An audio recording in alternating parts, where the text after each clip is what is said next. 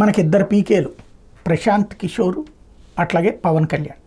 పవన్ కళ్యాణ్ ఇప్పుడు deputy CM అయిపోయారు కాబట్టి మనం పీకే అని పిలవక్కర్లేదు, పవన్ కళ్యాణ్ వెళ్ళిపోతుంది. ఇక మిగిలిన పీకే ప్రశాంత్ కిషోర్.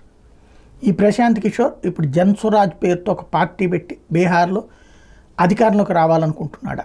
ఇతనికి తృణమూల్ కాంగ్రెస్ ఆర్థిక సాయం అట, ఎందుకంటే బెంగాల్ ఎన్నికలకి సమన్వయకర్తగా పనిచేసి పెట్టాడు కాబట్టి అక్కడ దానికి బదులుగా తృణమూల్ కాంగ్రెస్ సపోర్ట్ చేస్తుంది. రెండవది ఇండీ అలయన్స్ సపోర్ట్ చేస్తుంది తెర వెనక నుండి. ఎందుకయ్యా అంటే బీహార్లో ప్రశాంత్ కిషోర్ జేడీయూ ఓట్ బ్యాంకుని చెలుస్తారు. జేడీయూ భారతీయ జనతా పార్టీ, చిరాగ్ పాస్వాన్ వాళ్ళకి సంబంధించినటువంటి ఎల్జేపీ, ఈ ముగ్గురు ఒకటి. వీళ్ళని దెబ్బతీయాలి అంటే వీళ్ళ ఓటు అంటే మన ఓట్లని పోలరైజ్ చేసుకోవడమే కాకుండా ఎదుటి వాళ్ళ ఓట్లని చీల్చాలి కదా.